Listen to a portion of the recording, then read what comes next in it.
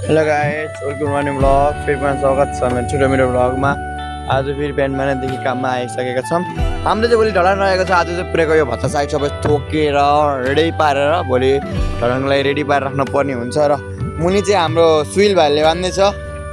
साहिल भाइ ब्लगमा के भन्छ? ब्लगमा के भन्न?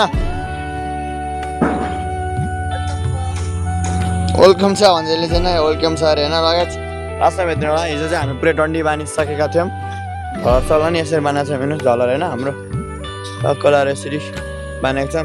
लास्टमा हेर्दै गर्नु होला। हस्त चाहिँ अघि खाना खाएर चाहिँ भिडियो बनाउनु पाएन र हामीले खाना खाएर त्यति पुरै साइड हालिसकेको छौँ। हेर्नुहोस् साइड हालेर सकिसकेको छ र अब यसलाई साइड टाइट गर्नुपर्ने बेला छ। यहाँ चाहिँ भोलि ढलान रहेको छ हाम्रो शिवरोडको साइडमा।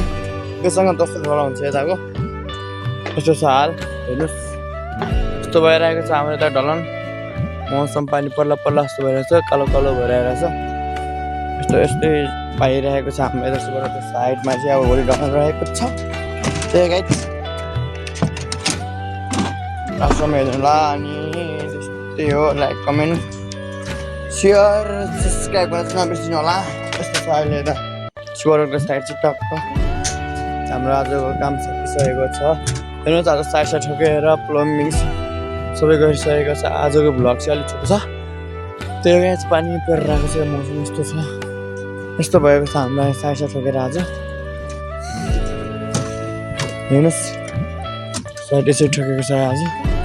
साइड साइड ठोकेर यस्तो भएको छ हाल। हेर्नुहोस् पानी परिरहेको छ सिन चाहिँ भिडियो बनाइरहेको छ। यस्तो भएको छ हेर्नुहोस्।